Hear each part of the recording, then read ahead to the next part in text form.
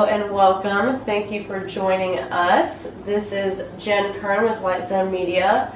I'm here this evening with Royalty Dymondz, and we're about to get the inside scoop on his life. So, Royalty, what do you do and what is your passion? Well, right now, currently, I make music. I write music, produce music, and engineer music for other artists, around the local area. My passion is I definitely want to be an artist, and just only an artist, and be able to focus on my music and my writing abilities. Awesome. So please tell us a little bit about yourself and kind of about your past. Well, I grew up in Indiana. When I was born partially deaf, could not hear, could not speak until I was about 6 years old, when I had a ear surgery done, and I still don't have full hearing in my left ear, which was the ear that was deaf, but I have about 70% and about 97% in my other ear. So growing up was kind of hard. I had, courses that I had to go through and work really hard on reading and writing. As far as my parents go, my parents split up, so I was in a divorced family. I stayed with my mother and my two older brothers. They were more the troublemakers, and I was just more to sit back and laugh. So life was pretty easy because they got in trouble and I didn't, because they did it for me. So I've seen different men throughout my life. Never really spoke to my father at all, but my father did teach me wise words. He's the reason why I do music, because he embedded it in me. So growing up was just, I kind of took my own lane and kind of learned from my mom and somewhat of my dad. So it was kind of a struggle growing up. Awesome. So these are just a couple fun questions before we get started on all your music stuff here. What is your favorite types of food? Favorite types of food? I love all kinds of food.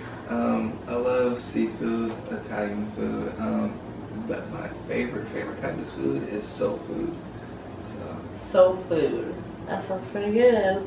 What is the one thing that you could never ever go without if you had to choose? If I had to choose, I could never go out without my kids. Without your kids. That's awesome. That's a good answer. So when and why did you start writing music? I started writing music when I was 11 years old, and the reason why I started writing music is because when I was in middle school, I actually won a poetry contest, and my older brother was snooping around into my things and found my poetry, and he's the one that actually told me that I should take my poetry and turn it into music. And I love writing in general, so I just took my poetry and then turned it into music. Awesome. Can you play any musical instruments? My father taught me how to play the piano, and I learned a little bit about the saxophone. Awesome. I used to play the saxophone in junior high, so that's really cool. What was the first song you remember actually listening to? The first rap song I actually listened to would it probably have to be Tupac, Dymondz. Tupac. So I listened to a lot of rap because of my older brothers and stuff like Sound Claim Posse and Right. stuff like that. So I have a broad music genre. Awesome. What was the first song you remember writing or remixing? The first song that I actually remixed was with a local artist around from Indiana. It's a Lil Wayne song called Where the Cash At. Awesome. Is anyone else in your family musically talented? My father actually went to Mississippi State for his music degree. Like I said, he plays piano, he plays saxophone, and he can sing. Just recently, probably a couple years ago, my mom was in a band because she can sing. And my family down in Mississippi, they're Christian, they do music, they all sing and rap, so music runs in the family. Awesome. Which famous musicians do you admire and why? Well, today's musicians, I would have to admire Wiz Khalifa and probably MGK, and that's just the reason because I like what they're doing with the Taylor Gang and the Lace Up. Everybody's involved and everybody's pushing each other to do exactly what needs to be done. Right. Which famous musicians have you kind of learned from that have made an impact on you in your life? Well, when I first started out doing music, I listened to like Lil Wayne, so I was, kind of following Lil Wayne and like what he did. And then as I got older, the Drakes came in, and then the Wiz Khalifas and MGKs and Ty Dolla $ign. So music started changing, and I really started following Wiz Khalifa. That's who I really, really admire. He's humble, and just his broadness of music is what I really admire. I agree with you on that, definitely. What's up, Wiz? What are your fondest musical memories? Like in your house, in your neighborhood? My fondest music memories, well, probably when I was about 16 years old. I had met a guy through MySpace. How long ago was that? I remember his name, I'm not going to say it. And he connected me with an A&R through Atlantic Records. And he was like, I can get you into Atlantic Records. I was like, no, you can't. And so he's like, well, do this, make a press kit with photos, music, and a bio.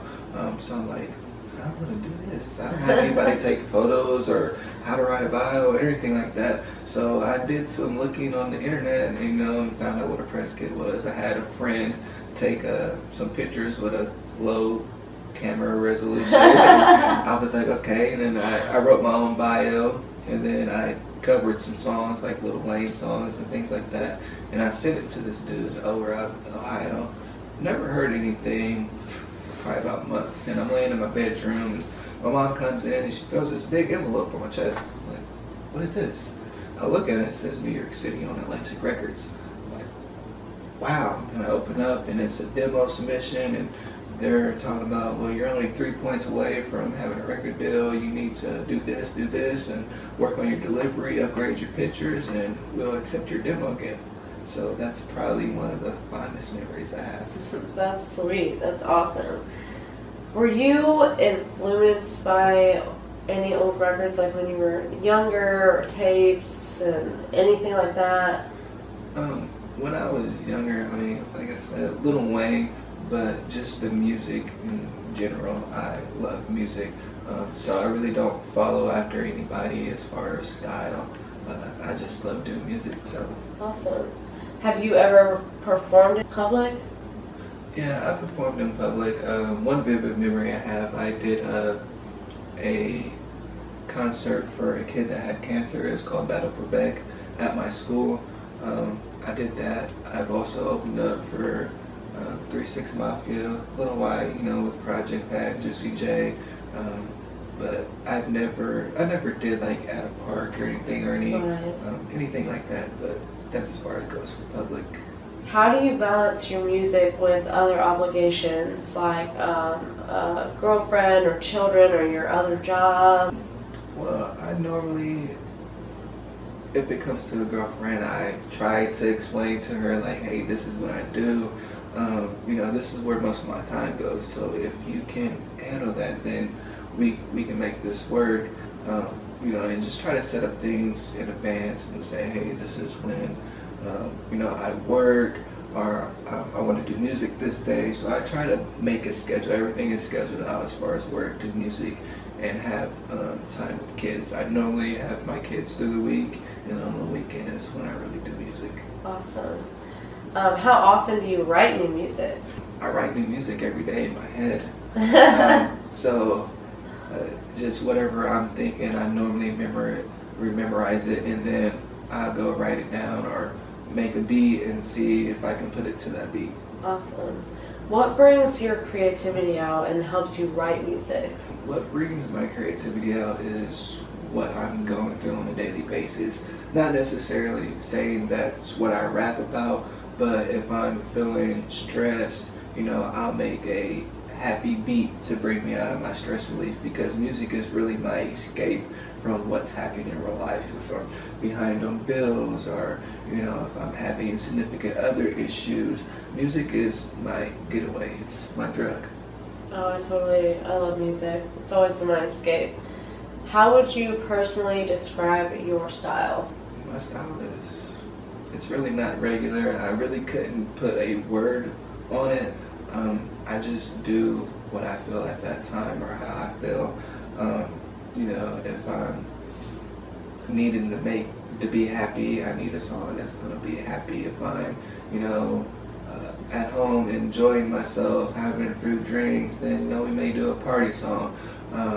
So my style is a little bit everywhere, but if I was to put a word on it, I would say like kind of like turn up, you know, kind of in your vibe all the time. Love it. What is your motivation for music and for your life? My motivation for music is because I want to make a difference. I want people to be able to hear my voice and say, wow, he was partially deaf and he can make music, he can write, he can sing, he can produce beats, he can produce for other artists, and to show that nothing is impossible. The word impossible means nothing because anything is possible. So that's my motivation, is to show people that anything is possible. It's not about the money or anything like that. It's perfect. What would be your advice to anyone wanting to go into the music industry and like young kids today that, you know, that's their dream? Getting into music, just know that there's a lot of shady people out there that want to take advantage of people for their talents and things like that. And you have to be really skeptical about who you can trust and who you give your money to, because music is just not, you know, okay, well, I have a microphone and I'm gonna put this song out and then it's gonna go big. It's more of, you know, you have to put money into it, invest into your music to see success. But also doing that, you have to watch where you put that money at, because you have internet scammers, you have people that come to you and say, hey, I can get you a video and a song with so-and-so and do this and do this, but before I do that, I need $5,000.